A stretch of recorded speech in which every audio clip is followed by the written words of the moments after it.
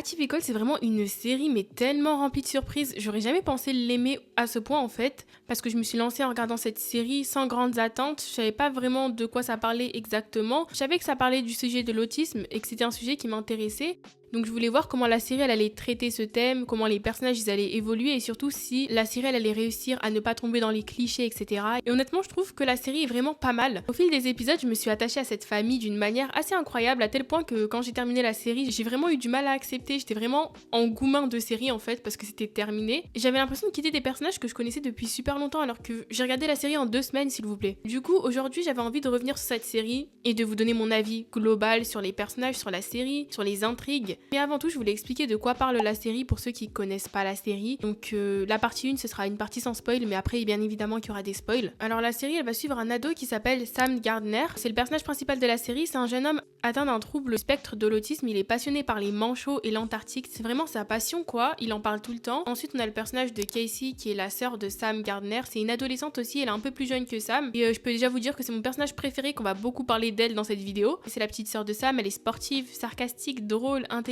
et surtout extrêmement protectrice envers son frère et pas que. Puis on retrouve aussi le personnage de Doug Gardner qui est le père de famille. Et pour finir, on a le personnage de Elsa Gardner qui est la mère de la famille. Elle est probablement le personnage le plus controversé de la série. C'est une mère extrêmement impliquée dans la vie de ses enfants, parfois même un peu trop, mais malgré ses erreurs, c'est aussi un personnage qui est complexe et intéressant tout au long de la série. Donc pour résumer, Atypical, on suit la vie d'une famille américaine, voilà, qui est composée du père, de la mère, du frère et de la sœur. On va suivre l'évolution du personnage de Sam au fil des années. Et ce qui est intéressant aussi dans Atypical, c'est que la série, elle parle pas uniquement du sujet de l'autisme. Au départ, c'est ce qui m'avait attiré parce que je voulais voir comment le sujet allait être traité, ça avait l'air vraiment intéressant. Mais très rapidement, je me suis rendu compte quand même que la série, elle parlait surtout d'une famille. Et puis on a d'autres personnages, il n'y a pas que la famille bien évidemment. On suit Sam, mais on suit Casey aussi, ses relations amoureuses, sa vie à l'école et avec le sport. On suit Doug et Elsa dans leurs difficultés de couple du coup. On suit le personnage de Zaid, Paige, Julia, Evan, Izzy, qui sont des personnages qui gravitent autour de cette famille justement. Donc finalement, l'autisme est au cœur de la série, mais c'est pas le seul sujet. On parle aussi d'amour, d'amitié, de confiance en soi, de famille, d'indépendance, de découverte de soi, de pardon, et c'est probablement ce qui rend la série aussi attachante, parce qu'à un moment donné on regarde plus seulement l'histoire pour Sam, mais on regarde l'histoire de toute cette famille qui est grave attachante. Donc avant de vous donner mon avis sur les 4 saisons de Atypical, j'aimerais parler vraiment du format de la série, parce que je trouve que c'est aussi une des raisons pour lesquelles Atypical a vraiment fonctionné pour moi. Alors déjà les épisodes ils durent environ 30 minutes, ce qui est parfait pour moi je trouve, ça se regarde très très facilement, le rythme est super fluide, il n'y a jamais eu genre d'épisode qui était nul ou pas intéressant, et franchement c'est le genre de série qu'on peut binge-watcher très rapidement. Et d'ailleurs je trouve que la série me fait un peu penser parfois à certaines sitcoms américaines, comme par exemple Modern Family, où les personnages parlent à la caméra un petit peu comme une sorte de documentaire familial, mais c'est pas du tout une sitcom parce que la série se passe à plusieurs endroits, et puis certes elle est drôle, mais je pense pas qu'on puisse la qualifier de sitcom. C'est vrai quand même qu'il n'y a pas vraiment de mise en scène, c'est pas un truc vraiment travaillé avec un budget de ouf je pense, mais il y a quand même ce côté très naturel dans la façon dont les personnages parlent et interagissent ensemble. Et d'ailleurs j'aimais beaucoup les introductions où Sam raconte certaines choses sur les manchots, sur sa façon de voir le monde, ça donnait vraiment une identité particulière à la série et au final je trouve que le format fonctionne parfaitement. Les épisodes sont courts, efficaces, drôles, touchants et donnent constamment envie de lancer le suivant. Bon, à partir de maintenant, on entre vraiment dans la partie spoiler, donc pour ceux qui n'ont pas vu la série Atypical, je vous conseille d'aller la regarder et après peut-être de revenir pour avoir mon avis sur la série, parce que j'ai tellement de choses à dire, par où commencer tout simplement. C'est une série que j'ai vraiment trop aimée, je pense que je fais que de le dire depuis le début de la vidéo. Je vais pas vous dire qu'elle est parfaite parce qu'aucune série n'est réellement parfaite je pense, enfin c'est rare en tout cas, mais on en est vraiment pas loin. Ce que j'ai aimé avant tout c'est que la série elle évite énormément de clichés. Quand on regarde le résumé on pourrait croire qu'on va juste suivre un adolescent autiste et que tout va tourner autour de ça alors que pas du tout, comme je l'ai dit précédemment, mais j'ai trop aimé aussi la façon dont les relations sont écrites entre les personnages, que ce soit des relations entre les parents et les enfants, ou même les amitiés et les relations amoureuses aussi. Ça fait du bien de voir une série qui montre des personnages qui communiquent, parce que dans beaucoup de séries pour ados par exemple, les scénaristes ils aiment trop créer du drama artificiel, toutes les 5 minutes il y a des problèmes. Les personnages ne se parlent plus, se mentent constamment, se trahissent, manipulent et au bout d'un moment ça devient vraiment redondant et fatigant. Alors que dans Atypical, oui, il y a des conflits bien évidemment, sinon il n'y aurait pas de drama, il n'y aurait pas trop d'intérêt, mais ils sont souvent plus réalistes et plus nuancés j'ai envie de dire. L'exemple parfait pour moi c'est toute l'histoire entre Doug et Elsa. Du coup quand Elsa elle a trompé son mari, j'étais vraiment choquée personnellement. Et surtout je comprenais pas pourquoi elle avait fait ça, j'étais persuadée que ça allait détruire complètement la famille, mais ce que j'ai aimé c'est que la série elle a pas essayé de réparer séparer ça en 2 épisodes. Doug, il pardonne pas immédiatement Elsa. Bien évidemment, il est blessé, il est en colère et il doute. Et à certains moments, on sent même qu'il pourrait refaire sa vie ailleurs, et ce qui est logique un peu, parce que dans la vraie vie, ce genre de blessure, ça disparaît pas du jour au lendemain. Et j'ai trouvé cette reconstruction très crédible. Ils prennent leur temps, ils font des erreurs, ils avancent. Je crois que c'est que dans la saison 4 qu'ils se sont remis ensemble, du coup réellement. Puis ils reculent et finalement ils décident de reconstruire quelque chose ensemble. Je trouve que c'est l'un des meilleurs arcs narratifs de la série. Autre chose que j'ai énormément apprécié, c'est la relation entre Casey et Sam, mais qui est la meilleure relation, je pense, de toute la série pour moi. C'est l'une des plus belles relations frères et sœurs que j'ai vues dans une série. Ce que j'ai trop aimé chez le personnage de Cassie, c'est qu'elle traite jamais son frère comme quelqu'un de différent. Genre, elle aime trop le taquiner, un petit peu se disputer avec lui pour rigoler, le provoquer. Elle utilise le sarcasme aussi constamment et elle agit avec lui comme avec n'importe quel frère. C'est pas juste son frère autiste, c'est son frère tout court et ça fait du bien parce qu'elle le réduit jamais à son autiste, elle a jamais eu honte de Sam. Elle l'a toujours soutenu. Et c'est quelque chose que j'ai énormément apprécié. Ils auraient pu faire un personnage qui est complexé par le fait que son frère est autiste, mais pas du tout, genre. Puis ce que j'ai aimé, c'est que chaque personnage a sa propre histoire, sa propre évolution. Même les personnages secondaires, par exemple, ils sont restés dans la série, même si on les voit de moins en moins, comme le personnage de Julie, par exemple, qui est la psy de Sam. On a aussi Evan qui reste présent même après sa rupture avec Casey. On a Zaid aussi qui gagne progressivement en importance au fur et à mesure des saisons. Et on a Paige aussi, qui a ses propres difficultés. Tout le monde existe en dehors de Sam et ça rend l'univers beaucoup plus vivant. Maintenant, la série, elle est pas parfaite non plus. Il y a des petits points, des petites choses qui m'ont un petit peu frustrée, on va dire, entre guillemets. Par exemple, j'ai parfois eu l'impression que Sam, il était un peu trop protégé. Je peux comprendre le contexte, le pourquoi du comment, les difficultés qui sont liées à son trouble. Mais certaines situations m'ont quand même questionné un petit peu. Je pense notamment à l'histoire des fraises chez Julia. Quand Sam s'est introduit par effraction chez Julia pour déposer des fraises, je comprends qu'il mesure pas forcément la gravité de la situation, mais j'ai trouvé que genre on avait remis la faute sur Julia alors que c'est Sam qui s'est introduit chez Julia. Pour moi, elle avait toutes les raisons d'être choquée. Et autre chose aussi qui m'a parfois marquée, c'est que surtout dans la saison 1, la famille, elle était mais vraiment focus sur Sam. Et encore une fois, c'est réaliste parce qu'on sentait que Casey, elle passait un peu au second plan, comme quand elle avait été acceptée dans cette école de riches et que les parents avaient dit non au début, avaient dit que ça allait être compliqué parce que Sam, il allait rester tout seul. Ils se rendaient pas forcément compte, les parents, mais ils pensaient souvent à Sam avant de penser à Casey parfois. Et heureusement, la série, elle finit par aborder ce sujet lors d'un dîner de famille où le personnage de Evan se lève pour défendre Casey et il dit mais vous comprenez pas que Casey c'est important pour elle, ça lui tient à cœur d'aller dans ce lycée, etc. Il dit à la famille clairement qu'il faut la soutenir et ça c'était vraiment un moment intéressant parce qu'ils abordent un petit peu le sujet du fait que Casey peut peut-être se sentir mise de côté, ce qui est réaliste on va dire entre guillemets. Donc c'était intéressant d'aborder le sujet mais c'était quand même triste de voir que Casey parfois elle pouvait quand même être au second plan. Mais maintenant que j'ai parlé genre de pourquoi j'aimais la série, j'aimerais vraiment revenir sur les intrigues qui m'ont le plus marqué parce que au départ c'était pas du tout celle auquel je m'attendais. Quand j'ai commencé à Typical, je pensais vraiment que l'intrigue de Sam, ça allait être la meilleure. Et finalement, au fil des saisons, je me suis rendu compte que c'était pas forcément l'histoire qui me captivait le plus, l'histoire autour de Sam, parce qu'il y a un personnage qui a volé la vedette, mais vraiment clairement de ouf. C'est le personnage de Casey. Je pense sincèrement que Casey, c'est l'un des personnages les mieux écrits de toute la série déjà, parce qu'elle est vraiment drôle, mais elle est tellement drôle, naturelle. Elle a toujours une remarque sarcastique à faire. C'est vraiment une ado en fait. Genre toujours une petite vanne, toujours une façon de désamorcer les situations. Elle est vraiment cool. Et quand je dis cool, c'est pas le genre de personnage que les scénaristes ils essayent de rendre cool. Genre c'est vraiment le personnage qu'on peut pas détester. Elle est juste elle-même et c'est probablement pour ça qu'elle fonctionne aussi bien. J'ai bien aimé suivre son parcours sportif, son changement d'école, la pression permanente pour réussir, ses doutes, ses remises en question, sa difficulté à savoir ce qu'elle voulait vraiment, parce qu'au fond, Casey, c'est un personnage qui cherche sa place, comme beaucoup de jeunes adultes, et c'est ce qui la rend aussi attachante. J'ai également énormément aimé sa relation avec Evan, bien que ça se soit mal fini, malheureusement. Franchement, Evan, c'est l'un des personnages les plus gentils que j'ai vu dans une série. C'est un amour, il est respectueux, il est patient, il est attentionné, il a jamais été agressif, jamais manipulateur, jamais toxique. Et à aucun moment, je me suis dit, bon là, Evan, il abuse. Genre vraiment... à aucun moment. Parce que souvent dans les séries, les scénaristes ils aiment trop rendre un personnage problématique pour créer du conflit ou pour que la fille se sépare du mec, alors que là ils ont pas du tout fait comme ça. Evan reste simplement quelqu'un de bien, qui essaye de trouver sa place aussi. Et d'ailleurs je pense que c'est pour ça que leur rupture m'a fait de la peine quand même, parce qu'au fond il méritait pas vraiment ce qui lui est arrivé, malheureusement pour ça. Casey elle a un peu fait n'importe quoi sur ce coup-là. Ce que j'ai aimé c'est que Evan ne devient pas pitoyable, il continue simplement sa vie et j'ai trouvé ça mature. Si on parle du personnage de Evan et de Casey, il faut parler d'Izzy parce que c'était clairement un triangle amoureux. Alors je sais que leur relation elle divise énormément. Moi-même j'ai parfois eu du mal avec le personnage de Izzy au début surtout parce qu'elle est très indécise, très instable émotionnellement et parfois elle était agaçante. Mais malgré ça j'ai fini par apprécier leur relation parce qu'on sent que vraiment elles s'aiment bien, il y a une alchimie et surtout on comprend progressivement pourquoi Izzy elle agit comme elle agit même si tout n'est pas justifiable, quoi. Quand on découvre sa mère, on peut comprendre l'environnement familial dans lequel elle a vécu. Et au final, j'ai trouvé leur histoire intéressante, bien qu'elle ait eu pas mal de hauts et de bas, hein. On pourrait qualifier plus ou moins de toxique, entre guillemets,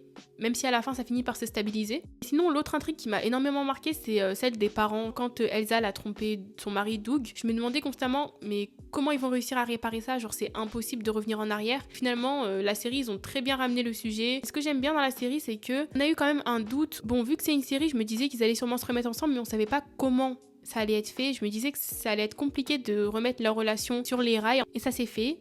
Lentement mais sûrement. D'ailleurs, il y a un épisode qui m'avait vraiment marqué dans la série Atypical. C'est un épisode dans la saison 3, il me semble, d'un dîner qui est organisé par Paige. J'ai beaucoup aimé cet épisode parce qu'on retrouve énormément de personnages importants au même endroit et aussi parce qu'il y a des tensions, des révélations, des moments gênants, des moments drôles. Et surtout parce que Paige est absolument insupportable dans cet épisode. Elle est tellement excessive, tellement dramatique, et c'est ça que j'aime chez Paige, parce qu'elle est tellement marrante, du coup, en faisant ça. Tout le monde joue le rôle de ce fameux dîner pour lui faire plaisir. Elle est même pas présente parce qu'elle est à l'université. Et puis, le dernier épisode, d'ailleurs, était vraiment pas mal. Il m'a fait pleurer, bien évidemment, parce qu'on quittait les personnages. On quittait Sam, qui partait pour poursuivre son rêve d'aller en Antarctique, et c'était magnifique. En plus, partir avec son père. J'ai pleuré parce que cet instant, il représentait tout ce que la série construit depuis 4 saisons. On voit un garçon qui, au début de la série, avait énormément de difficultés à sortir de sa zone de confort et à la fin il part littéralement au bout du monde réaliser son rêve. Son père l'accompagne alors qu'au début c'était absolument pas proche du tout, il y avait un malaise, et on réalise à quel point ils ont fait du chemin tous les deux. Ils ont réussi à se rapprocher et c'est probablement l'une des plus belles conclusions possibles. Et bien évidemment Atypical sans les personnages ce serait pas Atypical, donc j'ai trouvé vraiment intéressant de parler des personnages en détail, même si j'en ai parlé un petit peu précédemment concernant Casey, Evan et Izzy. Franchement niveau personnage je pense qu'il y a aucun personnage que j'ai pas aimé mis à part le personnage de Gretchen et la mère de Izzy, parce qu'en vrai tous les personnages ont des défauts, ils ont tous fait des erreurs, presque, plus ou moins, enfin ça dépend en vrai de vrai, mais en tout cas dans la famille oui ils ont tous fait des erreurs, mais ils évoluent et surtout ils sont grave attachants. Et si on devrait commencer par un personnage, je pense que ce serait le personnage de Sam vu que c'est le personnage principal. Si on doit parler de la performance de l'acteur, elle est juste incroyable, je trouve qu'il a vraiment fait un bon travail. Je me suis rapidement attachée à lui, on le voit évoluer du début jusqu'à la fin, on le voit gagner en indépendance, on le voit prendre confiance en lui, on le voit essayer de construire sa propre vie.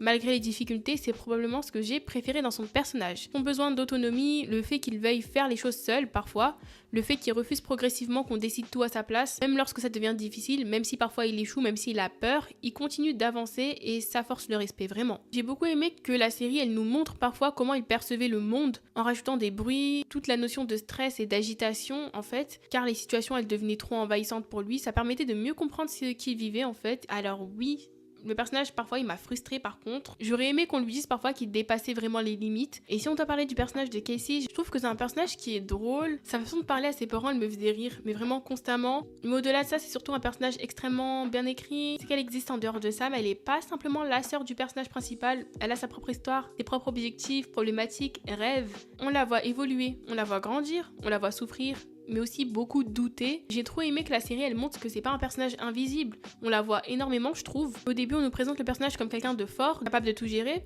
et finalement on découvre qu'elle aussi elle peut craquer, qu'elle aussi elle est perdue, qu'elle peut avoir besoin d'aide.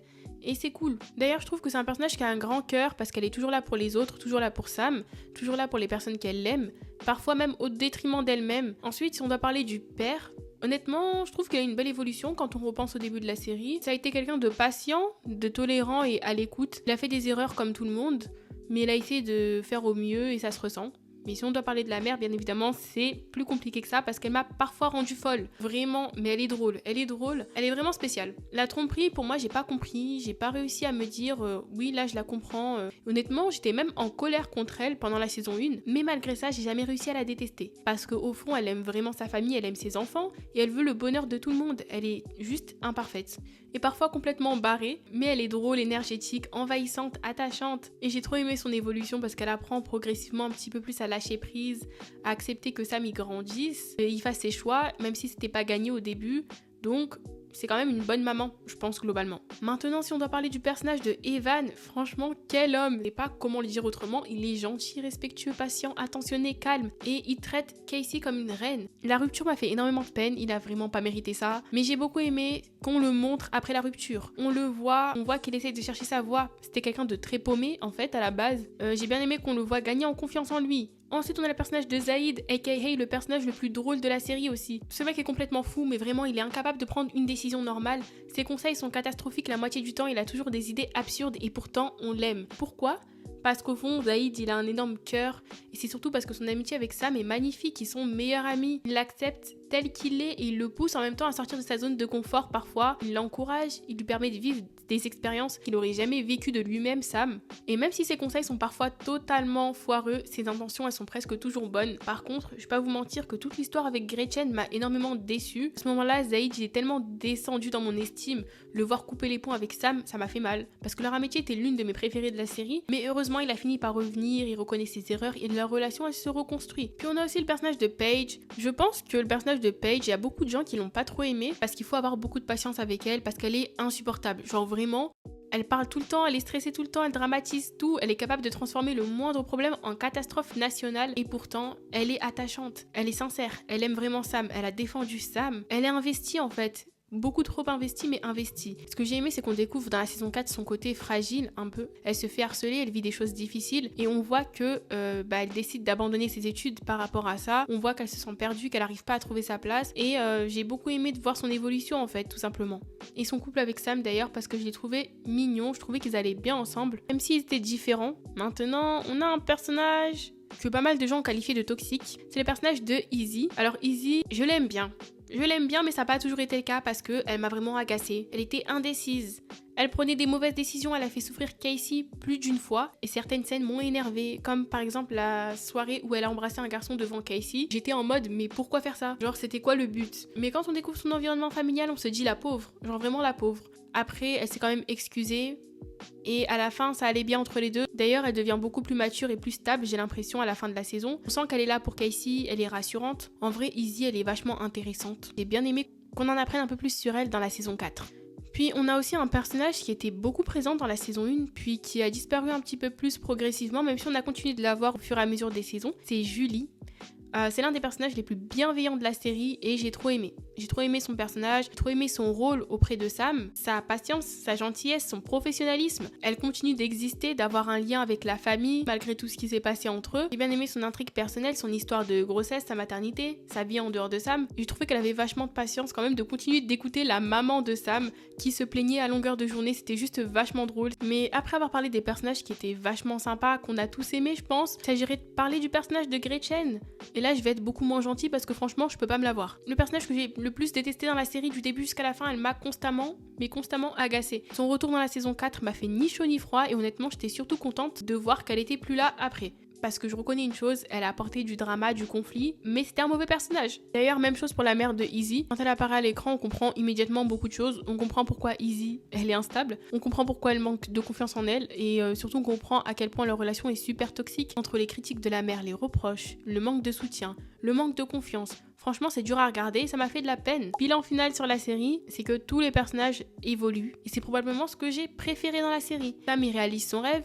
Casey, elle apprend à mieux se connaître. C'est vrai que la fin, elle reste incertaine pour son avenir parce qu'on ne sait pas si elle a été prise ou pas dans son université. Doug se rapproche de son fils. Elsa, elle apprend à lâcher prise. Paige, elle trouve sa voie. Zahid, il décide enfin de prendre sa vie en main et il fait des études en tant qu'infirmier. Evan, il a trouvé son avenir, il a trouvé ce qu'il voulait faire. Izzy devient une meilleure version d'elle-même. Tout le monde avance. Et d'ailleurs, avant de terminer cette vidéo, j'aimerais parler de la fin. Parce que personnellement, je l'ai beaucoup aimée. Je trouve qu'elle conclut très bien l'histoire de Sam. Mais ce que j'ai aimé aussi, c'est que la série, elle a pas fermé complètement toutes les portes. Je sais que ça peut faire débat. Il y a des gens qui vont pas aimer les fins comme ça parce qu'elles sont un peu ouvertes. Parce qu'il y a encore plein de choses qu'on sait pas. Par exemple, concernant Izzy et Casey, on sait pas si elles ont été prises ou pas. Et du coup, ça pouvait donner potentiellement matière pour une saison 5. Même si la saison 5 n'aura malheureusement jamais vu le jour. Je vais pas mentir que j'aurais pas dit non pour une saison 5. Mais d'un côté, parce que j'avais du mal à quitter les personnages, mais d'un côté, parfois c'est mieux de s'arrêter pile poil au bon moment plutôt que faire une saison de trop qui serait ratée. Pour conclure, Atypical, c'est une série que j'ai aimée, une série que je reverrai probablement dans quelques années parce que je suis attachée aux personnages, parce que j'ai aimé leurs histoires. C'est peut-être pas la série la plus spectaculaire que j'ai vue, c'est une série que je pense pas oublier. D'ailleurs, j'aimerais avoir votre avis en commentaire. Est-ce que vous avez aimé la série Atypical? Quel est votre personnage préféré? Quelle est votre intrigue préférée?